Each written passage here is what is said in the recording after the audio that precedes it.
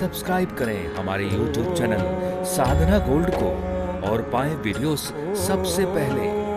Bell icon दबाना ना भूलें। अब मैं आपको मरने की कला सुनाता हूं, कैसे मरना है, मरने की तैयारियां क्या हैं। जब हमारा जीवन हम बढ़िया तरीके से जी लें तो जीवन जीते जीते ये जरूर भाव रखा करो कि ये कुछ भी मेरा नहीं है। जो भी आप करो, आपने एक माला जपी है, आपने 1 रुपए का दान किया है, आपने किसी भूखे को भोजन कराया है, आज आपको 1 लाख रुपए का फायदा हुआ है। जो भी आप जीवन में करते हैं वो सब भगवान को समर्पित करते जाइए। आज आपने 1 माला जपी है सीताराम सीताराम की, तो वो माला जपने का पुण्य भगवान को दीजिए। हे प्रभु, इसका जो भी फल है मैं आपके चरणों में से समर्पित करता हूं। आपकी पत्नी है, आपके बच्चे हैं, आपका परिवार है, आपका घर है, सब कुछ भगवान को समर्पित कर दीजिए। आपने 1 लाख रुपए कमाया है, भगवान के चरणों में रख दीजिए। प्रभु, ये सब आपका,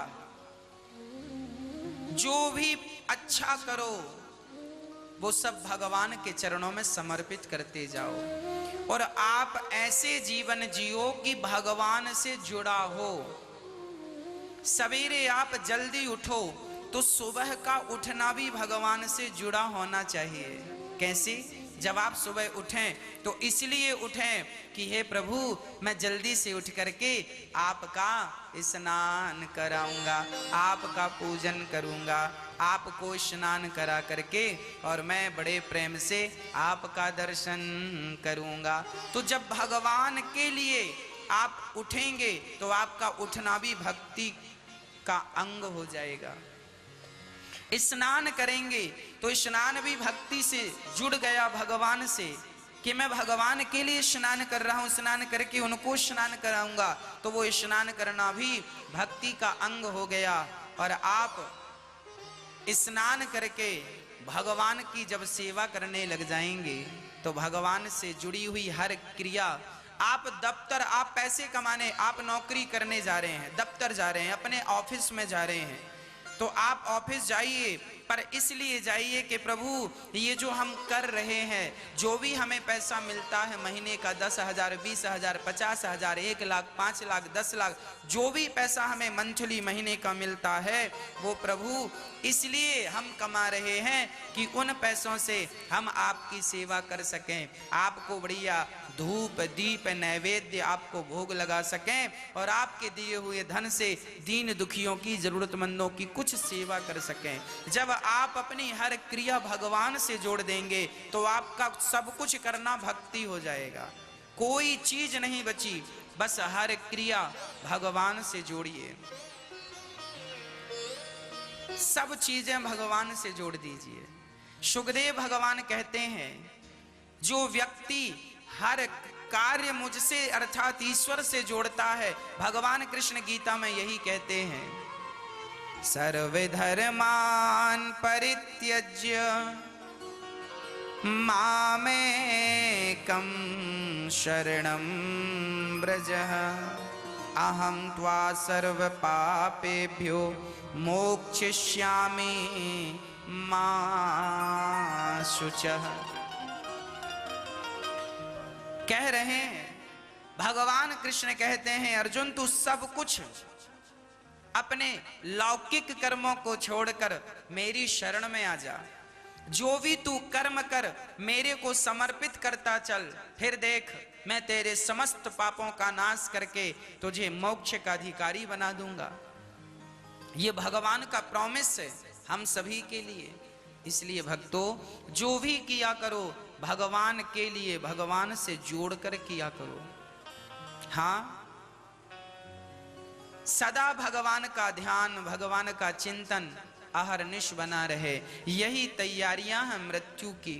जो व्यक्ति इन तैयारियों के साथ जीवन व्यतीत करता है वो व्यक्ति आनंद पूर्वक मरता। मृत्यु भी एक उत्सव है। यदि उत्सव ना होती तो मरने वाले व्यक्ति के साथ बैंड बाजे क्यों जाते? इसलिए जाते हैं ना, जब कोई मर जाता है ना तो ढोल बैंड जाते हैं। क्यों जाते हैं? क्योंकि मृत्यु भी एक उत्सव है। पर आज का अज्ञानी जीव संसार में ऐसे उलझ जाता है कि वो संसार से छूटना नहीं चाहता, इसीलिए उसकी मृत्यु उत्सव बन नहीं पाती। जीवात्मा और परमात्मा के मिलन का नाम ही मृत्यु है। जीवन भर का हिसाब किताब देने के दिन को ही लोग मृत्यु कहते हैं। मृत्यु उत्सव बन जाती है जब व्यक्ति भगवान से जुड़ता है। नाथ, हम समर्पण करते हैं आपके चरणों में। जैसे गौ माता आपके खूंटे से बंधी है, चाहो तो आप पानी पिलाओ उसे, चाहो तो उसे भोजन कराओ, चारा भूसा खिलाओ, या तो भूखी रहने दो। गाय खूंटा तोड़कर नहीं भागेगी। आप पानी पिलाओगे सो पिएगी, भोजन कराओगे सो करेगी, नहीं तो खूंटे पे बंधी बंधी मर जाएगी, पर वो खूंटा तोड़कर नहीं भागेगी। इसका नाम है समर्पण। जैसे गौ माता अपने मालिक के लिए समर्पण कर देती है, उसी प्रकार जीवात्मा जब भगवान के खूंटे से बंध जाता है और समर्पण कर देता है कि प्रभु आप भोजन दोगे सो खाऊंगा, जल दोगे सो पीऊंगा, जैसे रखें राम जी रहना चाहिए, जैसे आप रखना चाहते हैं मुझे, आप मुझे वैसे रखिए, मेरी अपनी कोई मर्जी नहीं। जो व्यक्ति अपनी मर्जी चलाता है वो बहुत दुखी है। इसलिए हम भगवान की मर्जी में अपनी मर्जियां मिलाते चलें, यही मृत्यु की तैयारी है।